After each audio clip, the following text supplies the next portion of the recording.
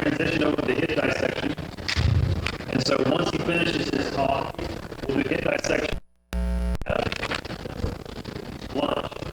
The hip dissection will be in an adjoining building. Those of you that have been here in the past, it's called the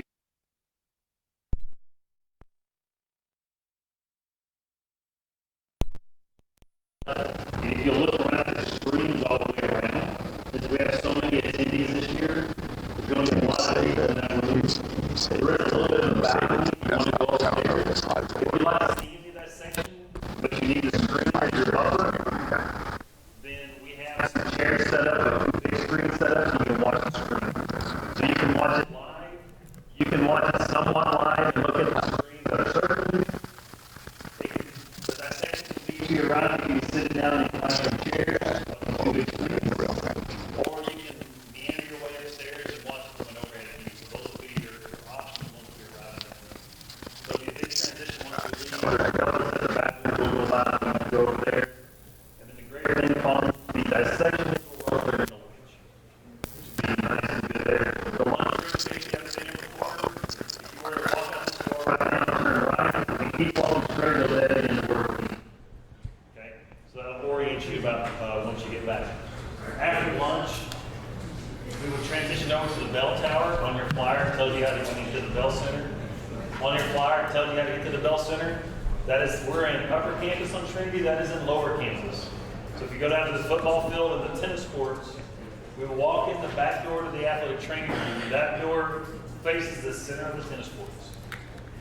Just like parking up here today, school's not in session, so you can park anywhere down there. Recommend right off the access road to 281, kind of right in front of the bell center, then walk down the road and come in the side door. And that's where we'll be doing our 4 labs this afternoon. Okay. Any other questions about the flow of the day? Perfect. All right. Thank you. All right. Glad to make it. Thanks for having me.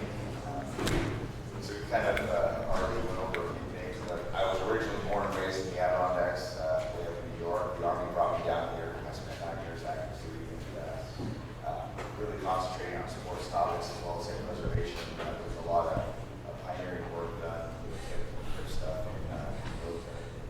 So as far as objectives, we want to be able to identify some common adolescent and young adult conditions, properly diagnose and triage adolescent and young adult sports medicine injuries, and just better manage them. So why is this important? 1/3 of all school children engaged in organized sports will require some form of medical attention. This translates into about $1.8 billion in healthcare-related costs annually. These are just a breakdown, kind of looking at per sport and per injury, what is going on. Look, fractures, of course, are going to be the mainstay of cost on the healthcare system, followed by sprains and strains. So again, 30 million annual injuries, 62% of these will occur in practices. So you all are the first line. You go to games, but you all are going to see the majority of these injuries, as you already know that. And according to the CDC, at least in the adolescent and children population, about half of these, more than half of these are preventable. Just looking at the annual rates per sport, this is over 10 years old now, so this may have changed to some degree. However, when you start looking at those numbers, it doesn't mean it's going to be a season-ending injury, but about 40 to 45% of the football players are going to end up with some sort of injury. What makes this challenging in these populations are, one, varying athletic abilities. You're going to see higher-end athletes and some that are just doing it more because mom and dad may have said they had to. They're often they're going to engage in unsupervised activities. They're going to play pickup games. They have developing anatomy, biology as compared to adults. We'll highlight some of that. And they're often playing on multiple teams. They may play at school, they may play in a club, they may do both. And there really is no off-season anymore for a lot of these. From a psychosocial impact on these injuries, this is comparable to a natural disaster with 10 days of school missed on average for one of these type of injuries.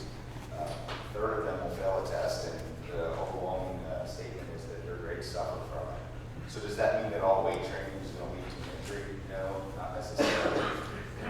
But there are a couple of flavors of these sports injuries. There's acute and chronic. For the most part, we can look at acute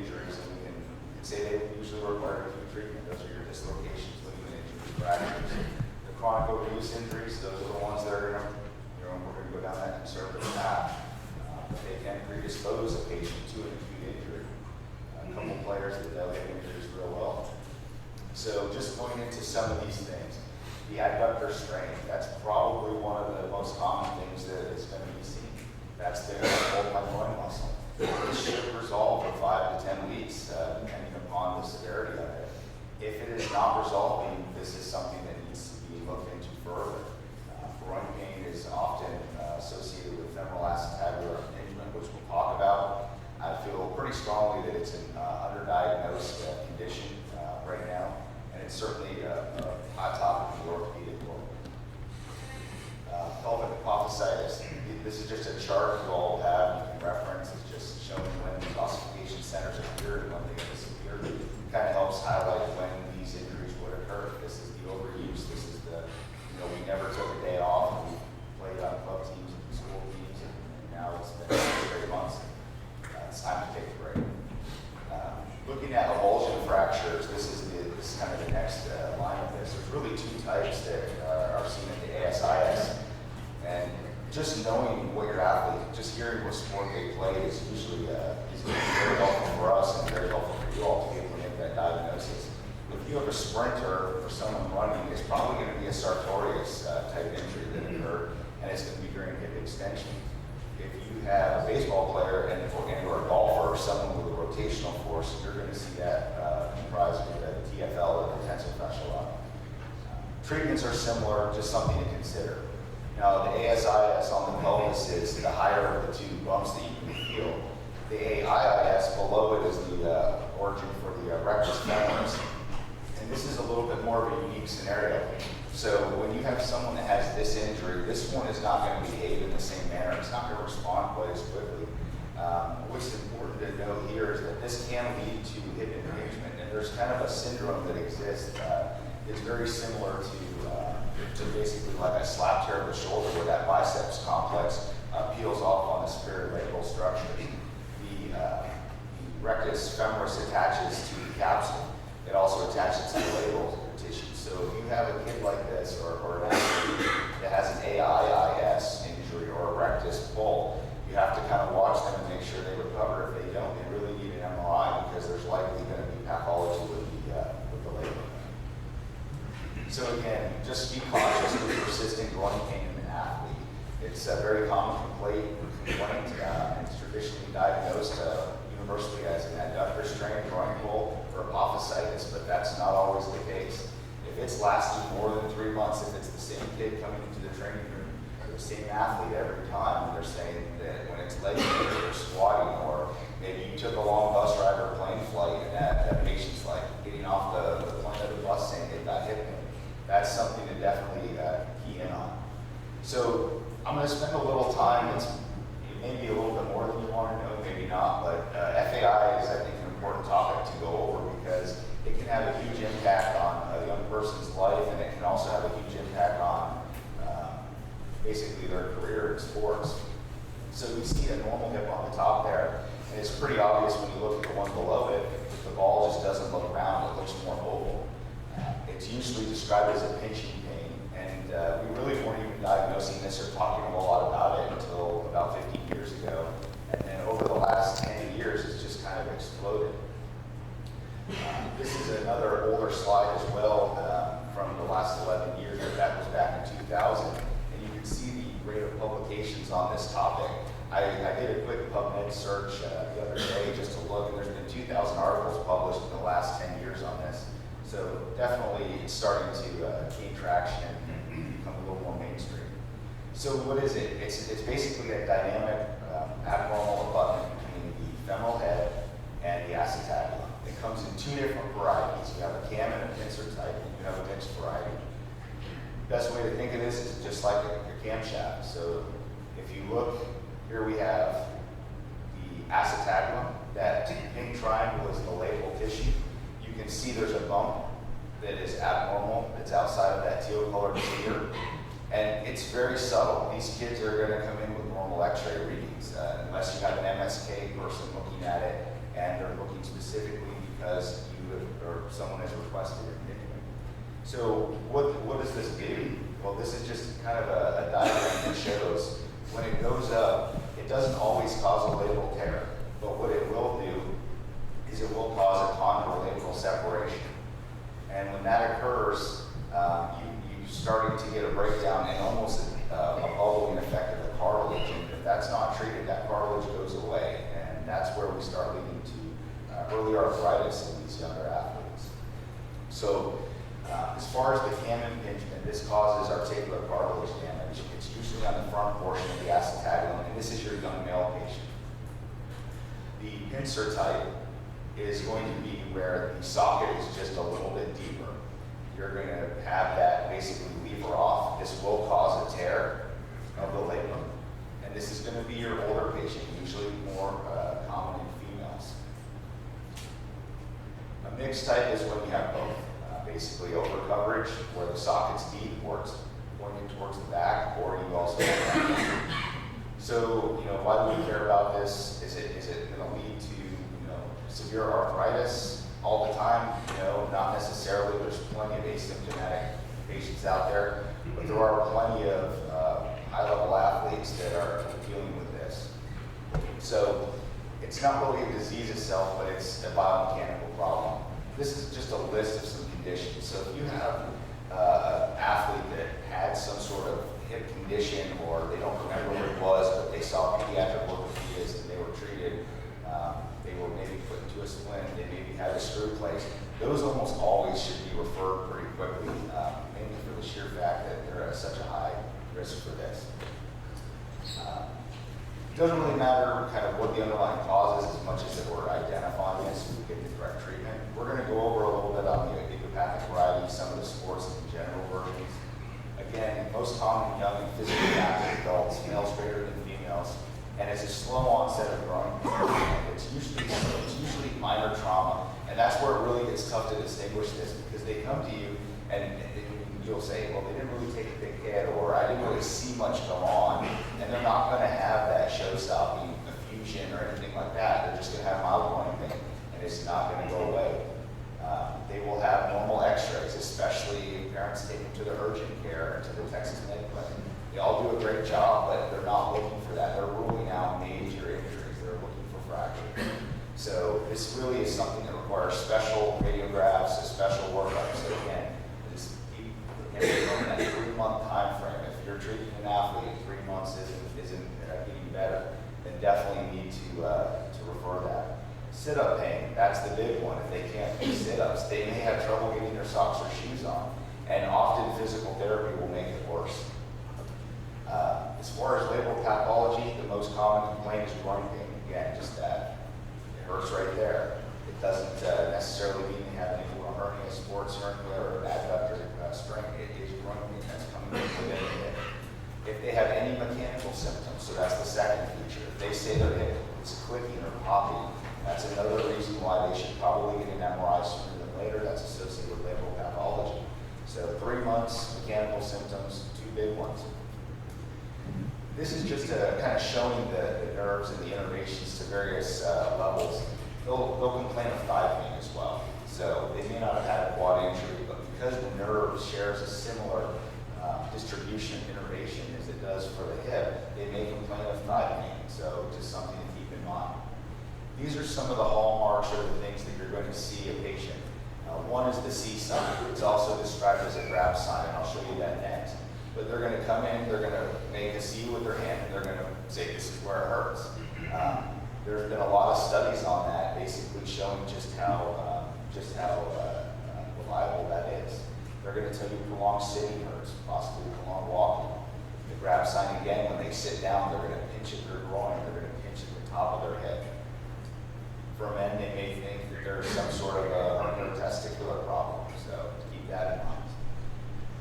So from an exam standpoint, the big one is the impingement test. So that's your flexion, that's your adduction, and internal rotation. So that's when they're laying down supine, you bring their leg up, you basically try to pinch that into the labrum.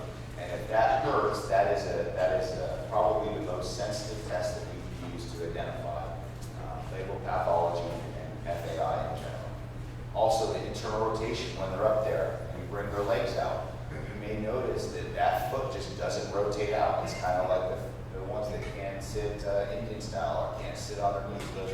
Those are the things you see in kids when you're in elementary school, and that just has to do with the rotation that's allowed from their hip anatomy. And you will see that it'll be like 11 degrees on average, or even less, and it just doesn't move. The second one is this posterior impingement test. This can also be used as almost like an apprehension test. So when you're doing a shoulder exam, we bring them up and we do that apprehension test to see if they have any feelings of instability. The same thing can be done with the hip. You bring them all the way to the end of the bed, you hyperextend that hip, and you externally rotate it while they're holding the other leg. There's three things in that one position that you can test for. One, you can test for contractures of the hip flexors. So when they grab that leg, you'll see the pelvis rock off the table if they're having tightness in their hip flexors. The second thing that you'll be able to do is if they have any apprehension or feeling of popping or instability, they may have hip dysplasia. That may be something underlying. And that's a little bit different, but that's one other thing. And then lastly, it may also be posterior impingement if they have pain, and they describe it as a deep-seated pain. Another one you can do that's pretty easy is you just grab the ankle and you basically bend their knee up towards their chest. Look for the leg, see if that rotates out. If that externally rotates at the hip, that's an indication that their anatomy is not letting that leg go straight up. That's a real easy test, and with those three things, you can pretty much diagnose this. You, of course, can't ignore the lumbar spine, the snapping hip, and the SI joint. And we can go over those as well, but basically with the SI joint, that's like that figure 4 where you put the foot on top of the knee and bring on top of their good knee and bring the knee out. We'll show you that in a little bit. But pain in the back is often SI joint. So I'm going to gloss through this because I'm sure you're not super interested in the radiographic stuff, but it'll at least help understand the anatomy a little bit better. So just from the standpoint of getting good x-rays, how to identify that? Cross-table lateral, special views. These are very subtle findings, so on first glance, like I said, this is why they get read as normal. Most people aren't looking for a cup that's deeper. If you look at the one on the far left all the way to the right, you can see how much coverage that hip has. And that's just someone's normal anatomy. However, for someone who's an athlete, especially like a goalie or someone doing lateral movements, or a hockey player, that can become significantly problematic, and that repetitive trauma is likely going to lead to increased injuries to the labral structure. Here we see a progression from someone who has undercoverage. Remember I talked about dysplasia and instability, so when that hip is getting extended on the table like that first picture on your left, that's your dysplastic hip. They don't have much coverage. That's a much bigger issue. The earlier we identified a symptomatic person with this, the better that is. You would likely be able to pick up on this in your middle school or high school students. As far as the far right, you'll see, again, just the overcoverage there where it's going to be tight. We look at not only how deep it is, but what are these lines that I put up here? It's kind of the orientation. The pelvis is a really hard bone to understand, and this is the 3D anatomy. Most folks, their pelvis will point a little bit forward. However, if your socket on the pelvis points backwards, you're now creating another bony landmark or a bony impediment to that hip being flexed up.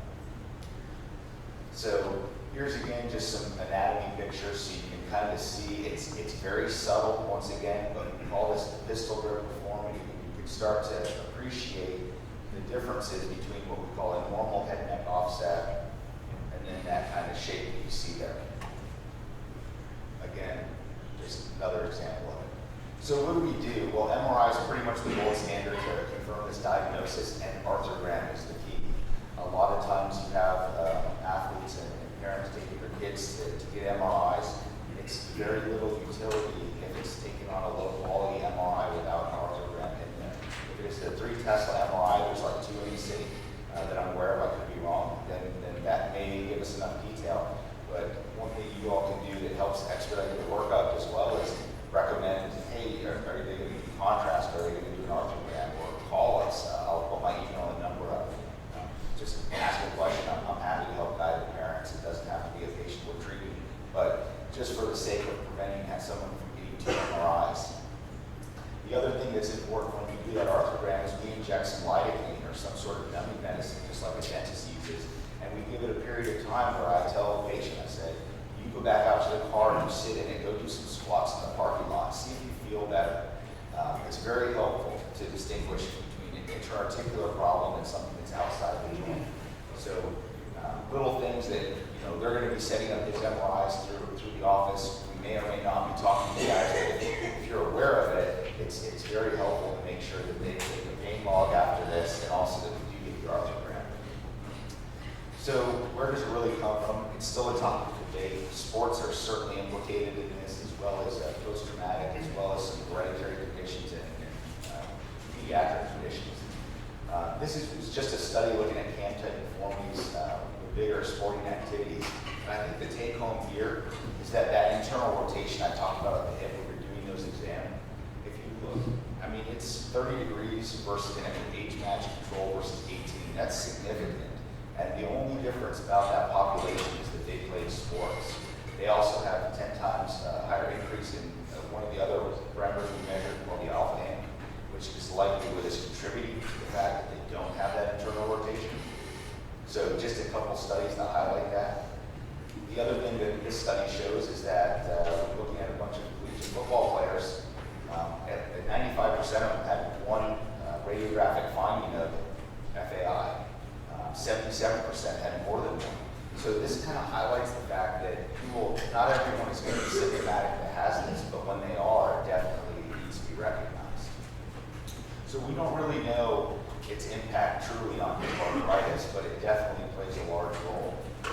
It's still in the infancy, we're gaining a lot of knowledge, and the take-home points are that some people will be symptomatic, and some people will have premature arthritic changes.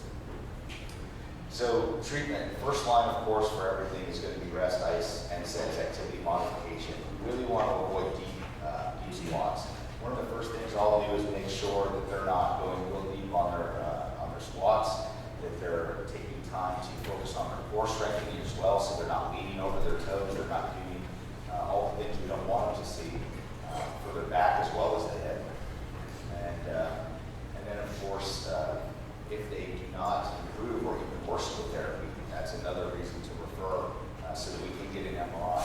If anything, the MRI will at least give us a little confidence that we can push them a little more as opposed to potentially causing more injury. So as far as the surgical options that we perform, there's arthroscopic, mini open, and open. Really, the open surgical hip dislocation is kind of fallen out of favor of late. It's not usually performed in isolation. It's got a lot of associated morbidity and complications, and I think the mainstay of treatment and standard right now is arthroscopic, and it does have very good results. With arthroscopic treatment, you can get both that insert or that inching type, and you can get the oval and ball, the cam shape as well. The results are always better, at least of late, with labral repair as opposed to debridement. 5 years ago, maybe a little more, a lot of debridement was occurring. That labrum has a function, it has a seal, there's a suction seal that occurs within that capsule. Just some pictures here, and again, I'll invite anyone that has any athletes that we see, if we ever operate on them, you're certainly welcome to accompany us to the OR to actually get a first-hand look at this, of course with the patient and family's permission. But that first picture is just showing that labral tissue. It doesn't really look that bad, but that's a tear. The two anchors you see up top with the sutures on the top right-hand corner are basically the repair. And then the bottom right-hand picture is after we've shaved down some of that bump to recreate that head-to-head offset. So as far as the open surgical dislocation, it's theoretically has improved visualization, and this is more for historical purposes, so you can see this, and Dr. Steffen's going to do a dissection, so this may be also kind of piggybacking on that. But if you look, we use tools to basically measure the sphericity, find out where that bump is, and then you remove that section. Again, not a real big component of this. There may be a very small indication for it, but this is not the mainstay of treatment in my opinion at this point. Just showing the label repairs. So what is the main factor here? Well, I think that there's a significant amount of bony contribution. When studies look at labral tears occurring in the absence of bony abnormalities, they really don't occur. The majority of labral tears are there when there's some sort of bony problem. So 87% 67% had some sort of bony abnormality, and the contrary is also true. So another study just showing acetabular-labeled tears are going to occur in the setting of non-symptomatic patients as well. So I don't want to get hung up on the fact that an abnormal MRI means they have to have surgery. This is largely based on their performance. They have to be performing at a subpar level in their mind and having thinking that they're complaining about, that they're coming out of the game for, that they're not wanting to practice for. Because you will find labeled tears if you look. If we MRI'd a hockey team, we'd be far in excess of 86%, probably close to 100. So the big thing is, like I said, radiographs findings, they can occur in asymptomatic patients. Hallmark of surgery, remove the excess bone, correct the bony block, repair the torn labrum, and greater than 90% good results with return to designated sport. Those are just a few bigger name athletes that you may recognize that have had these type of procedures done. There's certainly many more. There's some studies out there that have looked at, without releasing names, but upwards of 45 pro-level athletes. So if I can kind of hit on one thing, outcome and return to sport is best if identified within the first year. So again, I think it's important that if surgery is within 1 year of the injury or identification, they're going to get back to playing a little bit quicker than if they go through this protracted course of trying to figure out what's going on. So our goal is always, of course, to get the patients well and get them back on the field. So questions about any of that? If you're trying conservative methods of like rehabilitation first, when do you clear them to start like a return to play As far process? as? Yeah, if it's not something that you would Sure. deem surgical, meaning like is it a pain-free fader? Is it like what kind of things are? Yeah, I think that you could probably promote people that are on a fader or something like that, because it's uncomfortable naturally. For me, it's a slow progression. So first thing is, are they running without any pain? Are they doing agility work without any pain? So for me, I use impact activities as the first hallmark in terms of when I feel safe with playing. And I progress to agility, and then I progress to practice. And as long as they remain symptom-free, not necessarily on my exam, but in the actual activities. If they complain that they're riding in a car and have a little discomfort, I probably wouldn't hold them out for practice for something like that, or hold them out from the game. It's got to be during the actual event. This is a dynamic condition, and it really is unique to each individual. Yeah, so but Yeah, so I don't know if I answered that. before you even get to the agility and doing Right. sport-specific stuff, there's So gotta be you a just point have to be positive like- exam findings, is what you're saying. Yeah. If you have a positive exam finding and they have no mechanical symptoms, I would let them go back to continue practice. Yeah. If there's any mechanical symptoms, that's the red flag. And the duration of symptoms, it's more than 3 months.